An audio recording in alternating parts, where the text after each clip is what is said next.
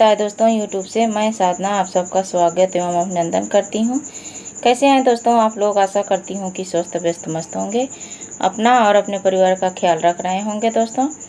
इसी आशा और विश्वास के साथ दोस्तों आइए आज का पाठ शुरू करते हैं। आज हम लोग फिर से महाकवि कालिदास द्वारा रचित मेघदूतम खंड काव्य लेके हाजिर हुए हैं दोस्तों, जिसमें आजकल हम लोग मेघदूतम खंड काव्य का प्रश्नोत्तरी कर रहे हैं दोस्तों। तो पहले हम लोगों ने 2 भागों में वन लाइनर क्वेश्चन को किया है, उसके बाद हम लोग व्याख्या सहित प्रश्नोत्तरी को कर रहे हैं, ऑप्शनली प्रश्नोत्तरी को। और ये हमारा दूसरा भाग है दोस्तों। इसके पहले एक भाग प्रश्नोत्तरी का हो गया है, जिसमें हम लोग 25 क्वेश्चनों का प्रश्नोत्तरी कर रहे हैं। तो ये 25 क्वेश्चन का प्रश्नोत्तरी एक पहले भाग में हो गया है। ये दूसरे भाग में हम लोग 26 नंबर क्वेश्चन से अध्ययन करेंगे।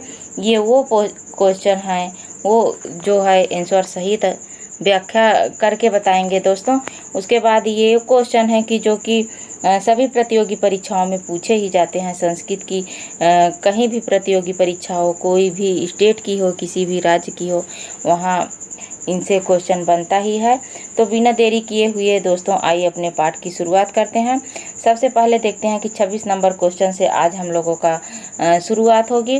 तो 26 नंबर क्वेश्चन में है कि कालिदास किस देवता के उपासक माने जाते हैं। कालिदास किस देवता के उपासक माने जाते हैं। तो क्या ए नंबर कह रहा है कि विष्णु से, बी कह रहा है शिव से, सी नंबर ऑप्शन है शक्ति के, या तो डी नंबर है राम के।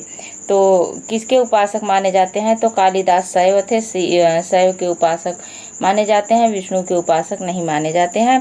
तो हमारा सही ऑप्शन बी हो जाएगा। अगला हमारा क्वेश्चन है कि भौगोलिक स्थानों के वर्णन से परिपूर्ण ग्रंथ कौन सा है। भौगोलिक स्थानों के वर्णन से परिपूर्ण जो हमारा ग्रंथ है वो कौन सा है। क्या अभिज्ञान शाकुंतलम है, या मेघदूतम है, शिशुपाल वधम है, या किरातार्जुनीयम है। क्या है दोस्तों, इन 4 ऑप्शनों में से कौन सा ऑप्शन है। तो भौगोलिक स्थानों की दृष्टि से जो परिपूर्ण ग्रंथ है वह है हमारा मेघदूतम। सबसे पहले जो सही ऑप्शन बी हो जाएगा, मेघदूतम है। उसके बाद यहाँ 28 नंबर क्वेश्चन कह रहा है कि अनावृत कपाटम द्वारम देहि, यह कथन है। किसका कथन है। अनावृत कपाटम द्वारम देहि, क्या यह कालिदास का कथन है, या विद्योत्मा का है, या शारदा तनय का है, या काली देवी का है। किसका है। तो सबसे पहले यहाँ पे काली देवी का शारदा तनय का कोई नाम ही नहीं आता। शारदा तनय या काली देवी तो ऐसे ही कट जाती हैं। अब इसमें क्या कालिदास का है या विद्योत्मा का है। किसका है। तो अनावृत कपाटम द्वारम देहि, यह कथन है विद्योत्मा का। किसका। विद्योत्मा का। बी ऑप्शन सही हो जाएगा। उसके बाद अगला क्वेश्चन है 29 नंबर क्वेश्चन है कि महाकवि कालिदास के ससुर माने जाते हैं, यानी जो है इन 4 ऑप्शनों में कौन माने जाते हैं महाकवि कालिदास के ससुर। क्या शारदानंद हैं, या शिवानंद हैं, ब्रह्मानंद हैं, विद्यानंद हैं। क्या है। तो सबको पता है कि विद्योत्मा के पिता कौन है, शारदानंद हैं। कौन। शारदानंद। ए ऑप्शन सही हो जाता है। अगला क्वेश्चन है 30 नंबर क्वेश्चन है अस्ति कश्चित वाग् विशेषः, विद्योत्मा का यह कथन किसके लिए कहा गया है। किसके लिए कहा गया है। विद्योत्मा किसके लिए कहती है यह कथन। तो आप लोगों को बता दूं, जो कालिदास कहते हैं कि अनावृत कपाटम द्वारम देहि, तो उधर अंदर से विद्योत्मा बोलती है अस्ति कश्चित वाग् विशेषः। तो यह पूछ रहे हैं कि यह कथन जो विद्योत्मा का है, लेकिन यह किसके लिए कहा गया है। ए ऑप्शन कह रहा है अपने पिता के लिए। बी ऑप्शन में है कि शास्त्रार्थ में आए पंडितों के लिए, मूर्ख कालिदास के लिए, और माँ काली की कृपा की प्राप्ति के लिए किसे कहा गया है। तो आप लोगों को बता दूं कि ये ऑप्शन जो है ये डी ऑप्शन सही हो जाएगा। कौन सा। डी ऑप्शन सही हो जाएगा। माँ काली की कृपा प्राप्त कालिदास के लिए कहा गया। मूर्ख कालिदास तो इस तरह से बोल ही नहीं सकते अनावृतम कपाटम द्वारम देहि। अब पिता के लिए कोई इसमें बात ही नहीं कही गई है कि उसने कभी अपने पिता के लिए कुछ कहा है। और शास्त्रार्थ में आए पंडित तो उसकी शादी करवा के जा चुके रहे होते हैं, वहाँ रहते ही नहीं हैं। तो ये ऑप्शन डी सही हो जाएगा। क्या। ऑप्शन डी सही हो जाएगा। उसके बाद 31 नंबर क्वेश्चन है कि माँ कौली नाद शीत तनय मैया विश्वासनी भू, यह कौलीनाद शब्द का क्या अर्थ है। कौलीनाद शब्द का क्या अर्थ है। तो ये कौलीनाद शब्द किसके लिए आया है। क्या अक्षड़ी के लिए आया है, कुलीन वर्ग के लिए आया है, लोकापवाद के लिए आया है, कुल परंपरा के लिए आया है। तो 31 नंबर का क्वेश्चन क्या हो जाएगा? कौलीनाद। यह है माँ कौलीनाद सी नयने मय विश्वास सिनी भू। यह कौलीनाद शब्द का अर्थ होगा लोकापवाद। सही ऑप्शन सी हो जाएगा। क्या होगा? लोकापवाद। 32 नंबर क्वेश्चन है कि अंगे नांग प्रतनु तनुना। प्रतनु शब्द पद में विभक्ति कौन सी? अंगे नांग प्रतनु तनुना में प्रतनु शब्द में कौन सी विभक्ति? क्या प्रथमा विभक्ति एक वचन है, द्वितीय विभक्ति एक वचन है, या मूल प्रातिपदिक है, या अव्यय पद है? क्या है प्रतनु शब्द? कैसा है? तो प्रतनु शब्द जो है वह द्वितीय विभक्ति एक वचन का रूप है। द्वितीय विभक्ति एक वचन का रूप। बी ऑप्शन सही हो जाएगा। अगला हमारा जो है 33 नंबर क्वेश्चन है कि अम्बुवाहम पद का क्या अर्थ होता है? अम्बुवाहम पद अभ्र, जलमुख, बादल या उपयुक्त में से सभी। क्या हो जाएगा? तो इसका सही ऑप्शन होगा अम्बुवाहम पद जो होता है वह बादल के लिए होता है, तो बादल सही है। अभ्र और जलमुख सभी उपयुक्त में से डी ऑप्शन सही हो जाएगा। क्या होगा? डी ऑप्शन सही हो जाएगा। उसके बाद यहाँ है कि प्रक्रमेथाः। प्रक्रमेथाः पद की व्याकरणात्मक टिप्पणी क्या होगी? क्या प्रकृतिप विधिलिंग होगी, या प्रक्रम सिप विधिलिंग होगा, या प्रकृथ लोट लकार होगा, की सिप क्या होगा?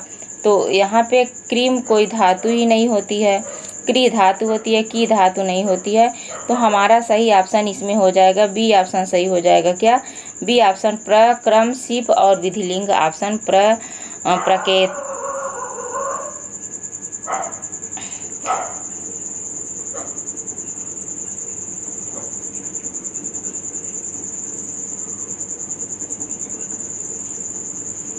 सी ऑप्शन सही हो जाएगा। बी ऑप्शन सही हो जाएगा दोस्तों। इसका जो है प्रक्रमेथाः का बी ऑप्शन सही हो जाएगा। बी ऑप्शन सही हो जाएगा। उसके बाद 34 नंबर क्वेश्चन है कि सहस्व पद में प्रकृति प्रत्यय है। सहस्व पद में कौन सा प्रकृति प्रत्यय है दोस्तों? क्या सह सिप विधिलिंग है, सह तिप लोट लकार है, या सह थास लोट लकार है, या सह सिप लिट लकार है? कौन सा है? इसमें आज जो है इसमें कोई व्याख्या करने लायक क्वेश्चन है ही नहीं। जो हमारा पीछे का वीडियो पहला वीडियो था प्रश्नोत्तरी का, उसमें व्याख्या करने लायक क्वेश्चन थे तो हमने व्याख्या किया था। और इसमें कोई व्याख्या करने लायक ऐसा क्वेश्चन ही नहीं है कि उसमें व्याख्या करूं। तो सीधे इसके आंसर को बताती हूं। अगर व्याख्या करने लायक कोई भी आंसर रहेगा, कोई भी क्वेश्चन रहेगा तो करूँगी आप लोगों के लिए। सहस्व पद में प्रकृति प्रत्यय है। क्या ए ऑप्शन सही है, या बी सही है, सी या डी? कौन सा सही है इसमें? तो इसमें जो है हमारा सी ऑप्शन सही हो जाएगा। सह थास लोट लकार सहस्व है। सह थास लोट लकार का रूप है। अगला 36 नंबर क्वेश्चन है। 36 नंबर क्वेश्चन क्या कह रहा है तोयोस्तंगे निहितिम सकृत दुख दुखेन गात्रम। यहाँ असकृत शब्द किसके लिए आया है? यहाँ पे असकृत है ना, तोयोस्तंगे निहितम असकृत, ये है ना, असकृत है लेकिन त हो जाएगा। दुख दुखेन गात्रम। असकृत शब्द का क्या अर्थ होगा? क्या होगा? एक बार होगा, या बार बार होगा, कभी कभी होगा, या संपूर्ण होगा? तो तोयस्तंगे निहिति असकृत दुखेन दुखे गात्रम शब्द का जो सही ऑप्शन हो जाएगा क्या होगा? बार बार होगा। वो कह रहा है कि जो है आंखों में आंसू उत्पन्न हो जाते हैं बार बार दुख के कारण। मेघ यक्ष मेघ से कह रहा है। पेशलम शब्द का क्या अर्थ होगा दोस्तों? पेशलम शब्द का क्या अर्थ होगा? यहाँ पे 37 नंबर कह रहा है पेशलम शब्द का क्या अर्थ होगा? सुंदर अथवा कोमल होगा, आंसू होगा, नवीन होगा, कठोर होगा, क्या होगा? तो पेशलम शब्द का अर्थ यहाँ पे हो जाएगा कि सुंदर अथवा कोमल। क्या? सुंदर अथवा कोमल हो जाएगा पेशलम शब्द का अर्थ। तो सही ऑप्शन हमारा ये हो जाएगा। 38 नंबर क्वेश्चन कह रहा है कि विगलित सूचा। विगलित सूचा में विभक्ति एवं वचन बताइए। विगलित सूचा में कौन सी विभक्ति है, कौन सा वचन है? क्या तृतीय विभक्ति एक वचन है, द्वितीय विभक्ति एक वचन है, प्रथमा विभक्ति एक वचन है, या प्रथमा बहुवचन है? तो विगलित सूचा में कौन सी विभक्ति है? विगलित सूचा में तृतीय विभक्ति एक वचन का सूचा से पता चलता है कि तृतीय विभक्ति एक वचन का रूप हो जाएगा। उसके बाद या शिखा दाम हित्वा, यहाँ दाम शब्द का अर्थ क्या है? दाम का अर्थ माला होता है या मूल्य होता है, सर्प होता है या वियोग होता है, क्या होता है दोस्तों? तो दाम का अर्थ जो होता है यहाँ या शिखा दाम हित्वा, दाम का अर्थ होता है माला। क्या होगा? माला हो जाएगा यहाँ पे, माला, ए ऑप्शन सही हो जाएगा। अगला हमारा क्वेश्चन है 40 नंबर क्वेश्चन, गत्वा सत्य कलभ तनुताम शीघ्र संपात हेतु है। यहाँ कलभ शब्द प्रयुक्त हुआ है, किसके लिए? कलभ शब्द का क्या अर्थ होगा? कलभ शब्द किसके लिए प्रयुक्त हुआ है? सिंह के बच्चे के लिए या गीदड़ के बच्चे के लिए, हाथी के बच्चे के लिए, कमल के फूल के लिए? तो कलभ शब्द जो है वह हमारा प्रयुक्त हुआ है हाथी के बच्चे के लिए। किसके? सी ऑप्शन सही हो जाएगा, हाथी के बच्चे के लिए कलभ शब्द प्रयोग हुआ है। अगला क्वेश्चन है 41 नंबर क्वेश्चन। अगला 41 नंबर क्वेश्चन कह रहा है कि अलकापुरी स्थित कुबेर के उद्यान का क्या नाम है? अलकापुरी में जो स्थित कुबेर का उद्यान है उसका क्या नाम है? क्या नंदो उद्यान नाम है, आनंदो उद्यान नाम है, कुमुदो उद्यान या वैभराज नाम? तो हमें पता है, सबको पता है कि मेघदूतम में वैभराज उद्यान का जिक्र हुआ है, इसका नाम आया है। तो अलकापुरी में जो स्थित है कुबेर का उद्यान है, क्या है? वैभराजो उद्यान है, डी ऑप्शन सही हो जाएगा।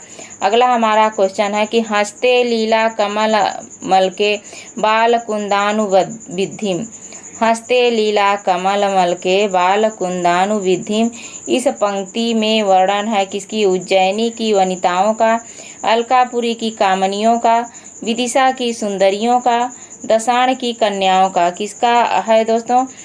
तो हस्ते लीला कमल अलके बाल कुंदान विद्धम, इसमें जो है वर्णन किसका है? तो इसमें वर्णन है अलकापुरी की सुंदरियों का। क्या होगा? बी ऑप्शन सही हो जाएगा, अलकापुरी के सुंदरियों का वर्णन है, जिसमें कहा जाता है कि अलकापुरी की जो सुंदरियां हैं वह हाथों में कमल लिए रहती हैं और बालों में कुंद के पुष्प, सभी बताया गया है। और इसका जब हम लोग श्लोक को पढ़ेंगे तो इसे समझेंगे अच्छे से। यहाँ प्रायः सर्वो भवति करुणावृत्तिरांद्रात्मा, यह सूक्ति है कहाँ से? उत्तर मेघ की, पूर्व मेघ की, हंसदूत की, पूर्व मेघ की अंतिम श्लोक की। तो पूर्व मेघ की अंतिम श्लोक की तो हो ही नहीं सकती, पूर्व मेघ की, अच्छा उत्तर मेघ के अंतिम श्लोक की नहीं। इसमें जो है, एक मिनट यार क्या हो जाता, यहाँ पे है प्रायः सर्वो भवति करुणावृत्तिरांद्रात्मा, यह सूक्ति है कहाँ की है? उत्तर मेघ की, पूर्व मेघ की, हंसदूत की या पूर्व मेघ के अंतिम श्लोक की। तो ये कहाँ की सूक्ति है? यह है उत्तर मेघ की, सही ऑप्शन हमारा हो जाएगा, ए ऑप्शन सही हो जाएगा। उत्तर मेघ की जो है यह सूक्ति है, प्रायः सर्वो भवति। उसके बाद अगला क्वेश्चन है यहाँ पे कि मेघदूतम की अंतिम पंक्ति क्या है? मेघदूतम की, न इसमें पूर्व मेघ पूछ रहा है ना उत्तर मेघ पूछ रहा है, सिर्फ पूछ रहा है कि मेघदूतम की अंतिम श्लोक क्या है? माँ भूदेवम क्षणम अपि च ते विद्युतां विप्रयोग स्थान देशान जलद विचरण प्रावृष्टा संवृत्तिश्री नीचैः गच्छि उपरि च दशा चक्रे नेमि क्रमेण सूर्यापाय न खलु कमल पुष्यति स्वाभिख्याम। तो कौन सा है? तो हमारे समझ से कि यही है जो बाद में सबसे अंतिम में यक्ष होता है, वह क्या कहता है? माँ भूदेव क्षणमपि च ते विद्युताम विप्रयोग, यानी वह मेघ से कहता है कि मैं भगवान से प्रार्थना करता हूँ कि तुम्हारा अपनी पत्नी विद्युत से कभी वियोग ना हो, जैसे हमारा हुआ है। ठीक, 46 नंबर क्वेश्चन कर रहा है मेघदूतम का नायक कौन है? मेघदूतम का नायक सभी को पता है, इसमें क्या कहें? तो सही ऑप्शन सी हो जाएगा, यक्ष मेघदूतम का नायक है। उसके बाद यहाँ पे 47 नंबर क्वेश्चन कह रहा है कि यक्ष साप के 1 वर्ष की अवधि कहाँ व्यतीत कर रहा है? तो क्या देवगिरी पर्वत पर या रामगिरी पर्वत पर या उज्जैनी पर्वत में या अलकापुरी पर्वत में, कहाँ है? तो सभी को सापे नास्तंग गमित महिम, अरे ये पहले ही बताया गया। कश्चित कांता विरह गुणा, पहले श्लोक में विरह गुणा स्वाधिकारात प्रमत्ता सापे नास्तंग गमित महिमा वर्ष भोगेण भरतु स्नग छाया तरुस्वस्तिम रामगिरियाश्रमेषु न। तो जो है जनक तनया के जनक की पुत्री सीता के स्नान से जो पवित्र वाला पर्वत है वो क्या है? रामगिरी पर्वत। बी ऑप्शन सही हो जाएगा। रामगिरी पर्वत पर यक्ष साप के 1 वर्ष की अवधि को बिता रहा है, व्यतीत कर रहा है। अगला क्वेश्चन है कि कैलाश पर्वत तक मेघ के सहयात्री कौन होंगे? मेघ के सहयात्री कौन होंगे? राजहंस या चातक, यक्ष होगा या बलाका होगा, क्या होगा? तो यहाँ पे देखिए यक्ष तो स्वयं मेघ से जो है याचना कर रहा है कि मेरा संदेशा ले जाइए। बलाका जो है वो क्या है कि माला की तरह पंक्तिबद्ध होकर जो है आकाश में उसके नयनों को अच्छी लगेंगी और गर्भ धारण करने के लिए बताया है। उसके बाद यहाँ चातक क्या है कि चातक जो है उसके बाईं ओर मधुर स्वर करेंगे, ऐसा श्लोक में मिलता है। राजहंस कैलाश पर्वत तक मेघ के साथ जाने के सहयात्री होंगे। सही ऑप्शन हो जाएगा ए ऑप्शन, राजहंस होंगे। कौन से? राजहंस। अगला हमारा क्वेश्चन है 49 नंबर क्वेश्चन है कि मेघदूतम के अनुसार भगवान कार्तिकेय का निवास स्थान कहाँ माना जाता है? क्या रामगिरी पर्वत में या कैलाश पर्वत में, देवगिरी पर्वत में या विशाला में, कहाँ माना जाता है? तो सबसे रामगिरी पर्वत में तो यक्ष ही रहता है, वहीं से तो मेघ को जो है संबोधित करता है और उनसे याचना करता है मेघ से कि हमारा संदेशा ले जाइए। कैलाश पर्वत पे शिव और पार्वती रहते हैं। कौन? शिव और पार्वती। शिव और पार्वती का निवास स्थान कैलाश पर्वत पे है। और विशाला तो उज्जैनी नगरी को कहा गया है। किसको? उज्जैनी नगरी को विशाला कहा गया है। यहाँ पे देवगिरी है, देवगिरी में सी ऑप्शन सही हो जाएगा। जो हमारे भगवान कार्तिकेय हैं वो उनका जो निवास स्थान है देवगिरी है। क्या है? देवगिरी। उसके बाद आज का अंतिम क्वेश्चन है 50 नंबर क्वेश्चन, जो है कि यक्षिणी साप दिवसों की गणना किससे करती है? फलों से करती है, पत्तों से करती है, शंखों से करती है, फूलों से करती है? तो ये जो है दिवस गणना किससे करती है? फूलों से करती है। डी ऑप्शन सही हो जाएगा। क्या हो जाएगा? डी ऑप्शन सही हो जाएगा। ये हमारा डी ऑप्शन है। तो आज बस यहीं तक दोस्तों, 50 नंबर तक आज ही यहीं तक अध्ययन करेंगे। आगे के जो क्वेश्चन को आगे के वीडियो में हम लोग देखेंगे। वीडियो बहुत बड़ा ना हो जाए और अच्छे से समझ में आए, इसलिए छोटे छोटे वीडियो में छोटे छोटे भागों में हम लोग अध्ययन कर रहे हैं। तो जो हमारे नए साथी हों, चैनल को सब्सक्राइब ना करें हों अभी तक, तो सब्सक्राइब करें। और कैसे लगा उन्हें और इसे हमें कमेंट बॉक्स में अवश्य बताएं। तो आज बस यहीं तक। नमः संस्कृताय दोस्तों, धन्यवाद।